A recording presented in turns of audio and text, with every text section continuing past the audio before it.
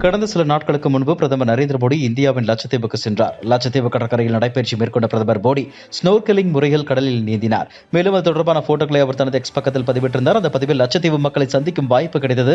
தீவின் வியக்க வைக்கும் அழகு மற்றும் மக்களை நம்ப முடியாத அரவணைப்பை பார்த்து நான் பிரமிப்பில் இருக்கிறேன்.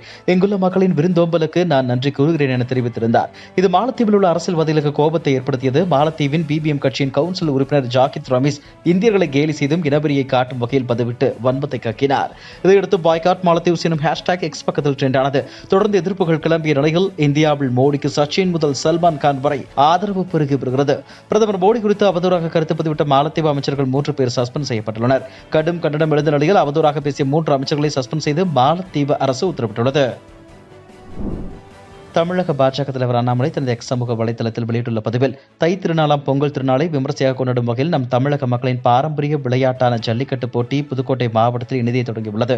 வரும் நாட்களில் தமிழகம் முழுவதும் ஜல்லிக்கட்டு போட்டிகள் மிக சிறப்பாக நடைபெற உள்ளன. 2021 தேர்தலின் போது 511 தேர்தல் வாக்குறுதிகளை கொடுத்து ஆட்சிக்கு வந்த திமுக அவற்றில் ஒன்றை கூட இதுவரை முறையாக செயல்படுத்தவில்லை. குறிப்பாக தேர்தல் வாக்குறுதி எண் 373 தமிழகம் முழுவதும் ஜல்லிக்கட்டு மாடுகளை வளர்ப்பவர்களுக்கு ஊக்கத்தொகையாக மாதம் 1000 ரூபாய் வழங்கப்படும் என்று கூறிய திமுக அந்த வாக்குறுதியை முற்றிலுமாக மறந்துவிட்டது. திமுக ஆட்சிக்கு வந்த பிறகு தற்போது 3வது முறையாக ஜல்லிக்கட்டு போட்டிகள் நடக்கவிருக்கின்றன.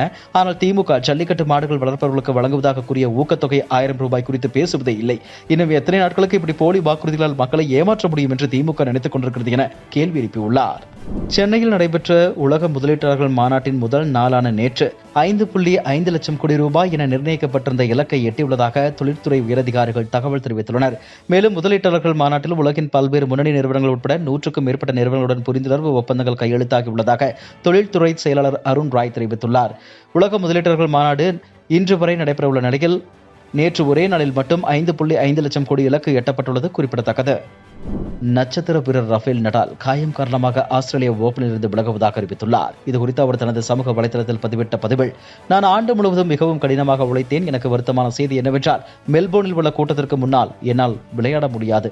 இது மிகவும் மோசமான செய்தி அல்ல. ஏனென்றால் நான் ஆஸ்திரேலியாவில் விளையாட விரும்பினேன். சில போட்டிகளில் விளையாடும் வாய்ப்பு எனக்கு கிடைத்தது. இது எனக்கு மிகவும் மகிழ்ச்சியாகவும் இருந்தது. மெல்போர்னில் இருந்து திரும்பிய பிறகு ஸ்கேன் செய்ததில் தசையில் சிறிய காயம் இருந்தது. இதனால் சிகிச்சைக்காக ஸ்பெயினுக்கு திரும்புவதாக அவர் தெரிவித்துள்ளார். திறக்கப்படவுள்ள அயோத்தி ராமர் கோயில் கும்பாபிஷேக விழாவுக்கு குடியரசுத் தலைவர் அழைக்கப்படுவாரா என்ற கேள்வி அனைவரின் மத்தியிலும் எழுந்திருக்கிறது. இதுகுறித்து தெலுங்கானா ஆளுநர் தமிழிசை சவுந்தரராஜனிடம் நிருபர்கள் கேள்வி எழுப்பினர்.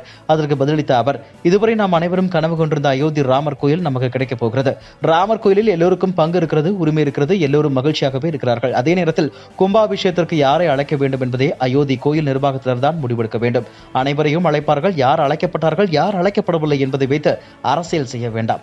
நமது குடியரசுத் தலைவரை மரியாதைக்குரிய தலைவராகத்தான் மத்திய அரசு நடத்தி வருகிறது. ஆனால் திரௌபதி முர்மு குடியரசுத் தலைவராகவே வரக்கூடாது என்று கூறியவர்கள்தான் அவரை அங்கு அழைக்கவில்லை, இங்கு அழைக்கவில்லை என்று குற்றம் சாட்டுகிறார்கள். குடியரசுத் தலைவருக்கு என்னென்ன மரியாதை தர வேண்டுமோ அதை நமது நாடு கொடுத்துக் கொண்டுதான் இருக்கிறது என தமிழிசை சவுந்தரராஜன் கூறினார்.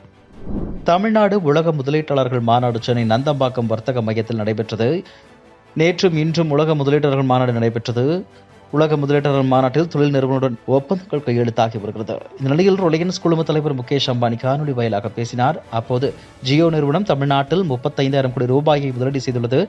முதலமைச்சர் மு.க.ஸ்டாலின் தலைமையில் தொழில் தொடங்க உகந்த மாநிலமாக தமிழ்நாடு உள்ளது. தவிர்க்க முடியாத காரணங்களால் உலக முதலீட்டாளர்கள் மாநாட்டில் என்னால் பங்கேற்க முடியவில்லை. இதற்காக மன்னிப்பு கேட்டுக்கொள்கிறேன். மு.க.ஸ்டாலின் தலைமையிலான அரசு நாட்டிலேயே தொழில் நிறுவனங்களுக்கு இணக்கமான மாநிலங்களில் முன்னிலையில் உள்ளது. அனைத்து துறைகளும் தமிழ்நாடு முன்னேறிய மாநிலமாக திகழ்கிறது. இந்தியாவின் முன்னேற்றத்தில் தமிழ்நாடு முக்கிய பங்கு வகிக்கிறது. தமிழ்நாடு அரசுடன் இணைந்து செயல்படுவோம் என கூறினார். தமிழ்நாடு உலக முதலீட்டாளர்கள் மாநாடு சென்னை நந்தம்பாக்கம் வர்த்தக மையத்தில் நடைபெற்று வருகிறது. இந்த முதலீட்டாளர் மாநாட்டில் தமிழக முதலமைச்சர் மு.க.ஸ்டாலின் பேசும்போது, மாநாட்டில் பங்கேற்றுள்ள அனைவரையும் வரவேற்கிறேன். சென்னையில் காலையில் மழை பெய்தது. அதேபோன்று முதலீடு மழையாக பெய்யும் என நம்புகிறேன். பொதுவாக வெளிநாட்டுக்கு செல்லும் போது கோட் சூட் அணிவது வழக்கம். ஆனால் அனைத்து வெளிநாடுகளும் இங்கு வந்துள்ளதால் கோட் சூட் அணிந்துள்ளேன் என தெரிவித்தார். திருவள்ளுவர், கணியன் பூங்குன்றனார் பிறந்த மண்ணிற்கு முதலீட்டாளர்கள் வந்துள்ளனர். கல்விக்கு முக்கியத்துவம் அளிக்கும் மாநிலமாக தமிழகம் இருந்து வருகிறது. ஆட்சி மீது நல்லெண்ணம், சட்ட ஒழுங்கு சீராக இருப்பதால் மட்டுமே முதலீடு குவிகிறது. 2021 ஆட்சி மாற்றம் ஏற்பட்டதும் தொழில்துறை வேகமாக பயணித்து வருகிறது. இந்தியாவின் பொருளாதார கொள்கையில் தமிழ்நாடு முக்கிய பங்காற்றி வருகிறது. கல்வி, வேலைவாய்ப்பில் பெண்களை முன்னிலைப்படுத்துவதில் தமிழகம் முதன்மையாக திகழ்கிறது. மாநிலத்தின் முதலீடு இருப்பு திறனை உலகுக்கு வெளிப்படுத்த முதலீட்டாளர் மாநாடு நடக்கிறது. அனைவரையும் உள்ளடக்கிய வளர்ச்சி, தலைமைத்துவம், நீடித்த வளர்ச்சியை உள்ளிட்டவை குறித்து மாநாடு நடக்கிறது. தொழில்மயமாக்கல் அத்தியாயத்தில் மகத்தான வளர்ச்சிக்காக முதலீட்டாளர்கள் மாநாடு அமைய உள்ளது என அவர் தெரிவித்தார். இதுபோன்ற செய்திகளை மேலும் தெரிந்து கொள்ள எங்களது யூடியூப், ஃபேஸ்புக் மற்றும் ட்விட்டர் ஆப்களை சப்ஸ்கிரைப் செய்யவும்.